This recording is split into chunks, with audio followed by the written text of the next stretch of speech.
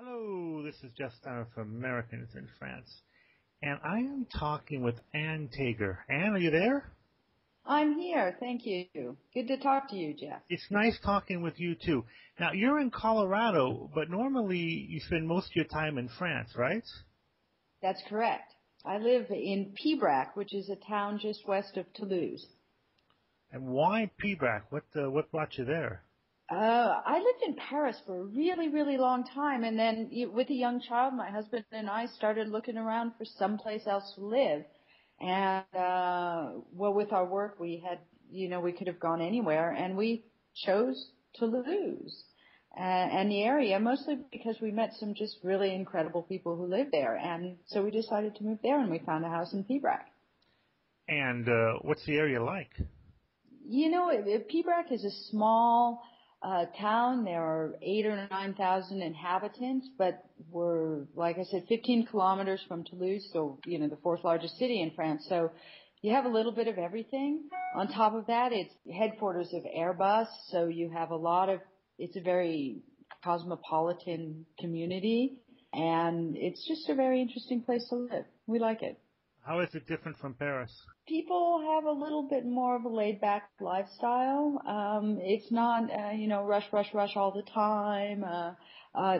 People spend a lot more time outdoors, and the people are really friendly. Actually, it's interesting because when we moved there, somebody said to us, "Oh, in Toulouse, the people, they're very friendly up front, but it takes a long time to get to know them and to really become close friends." And I listened to that and I said, that's what French people, when I moved to France many, many years ago in 1985, that's what the French people were always saying about Americans. So I'll probably get along really, really well with the people in Toulouse. And that's true.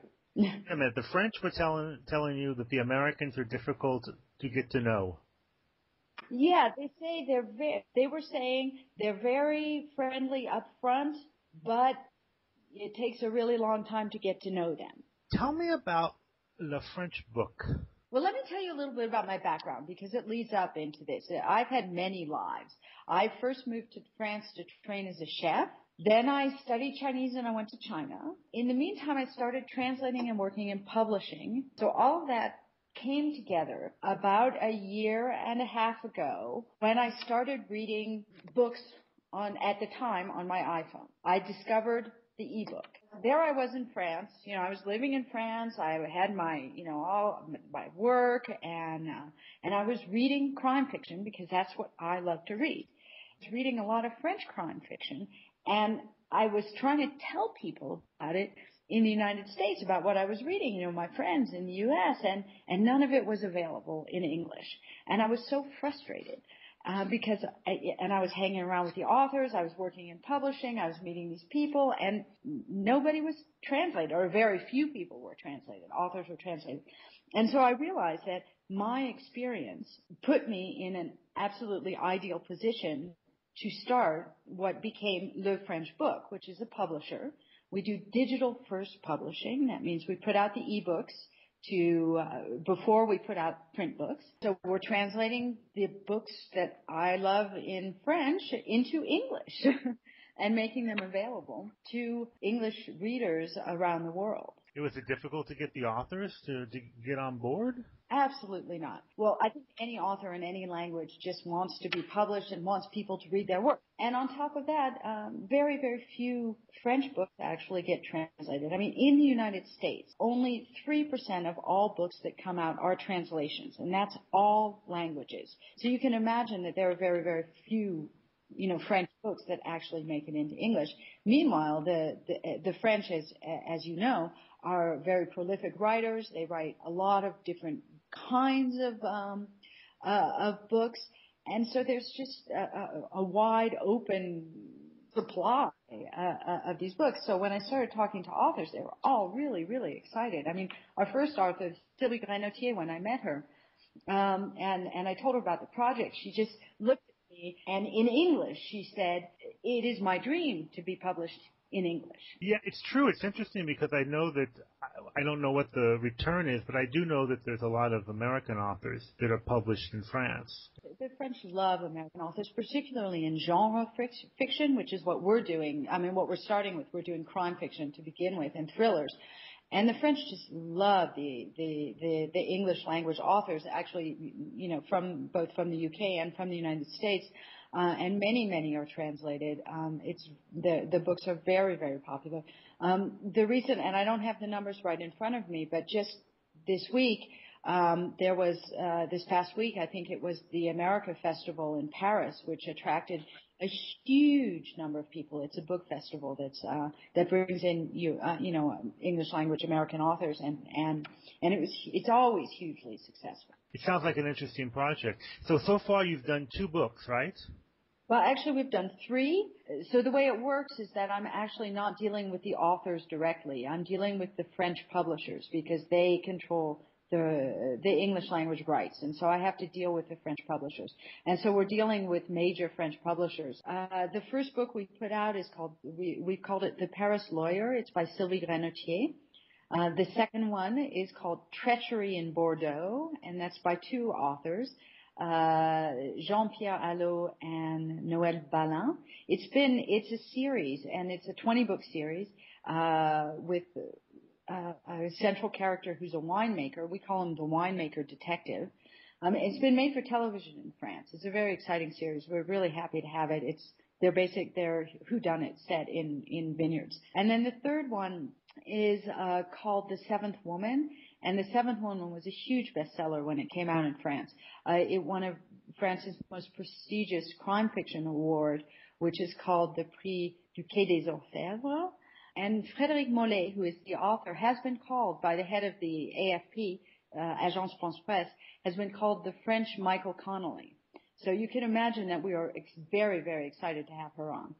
And then I didn't tell you about the first one, which is really too bad because it's a great book, The Paris Lawyer by Sylvie Grenotier. It's also a prize winner, and it's about a rookie lawyer, and it too is the first in the series. The second one will be out in January. Do you do the translations? So on these 3, I have done the translations.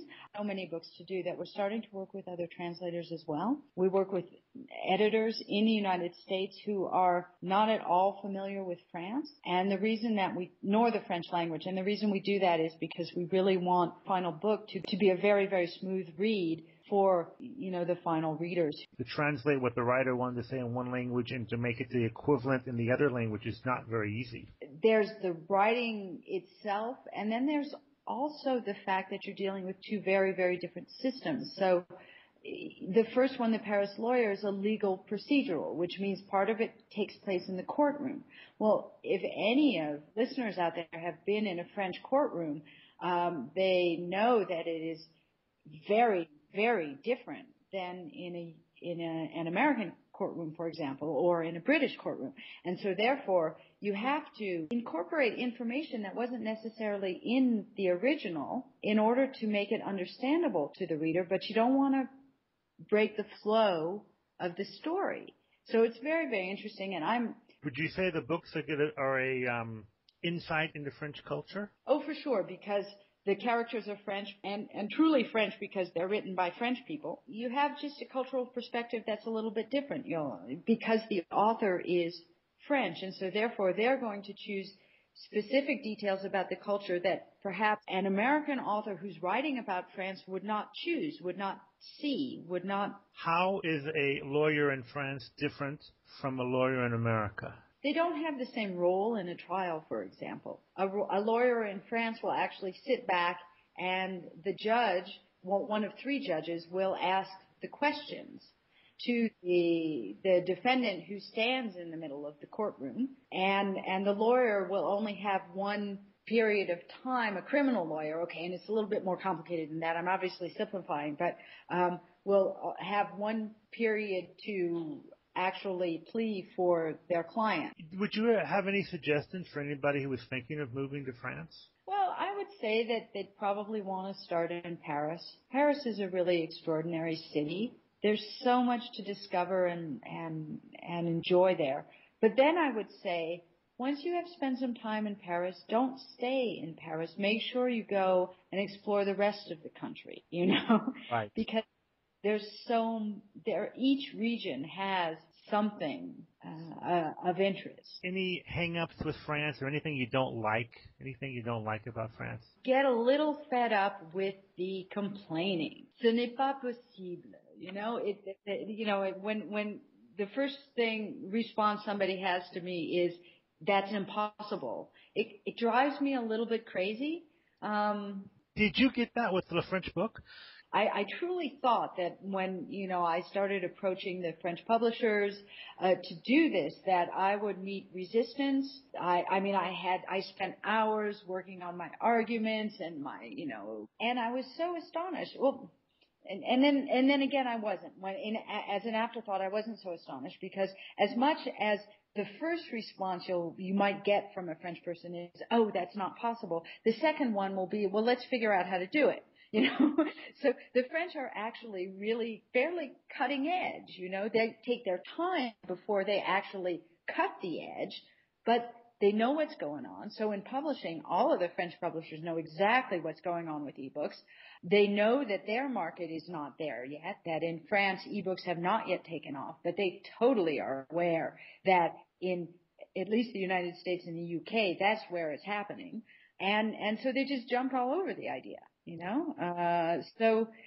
I think that that's one of the contradictions about France, which is something that a lot of people perhaps don't know, and that's that France has a very traditional kind of, I don't want to say slow moving, but they have this traditional stance, but they are extremely creative and extremely on the edge of what's happening, and what they'll do is they'll wait, and then all of a sudden overnight they'll take on whatever the latest, thing is. I mean, this year was the end of Minitel.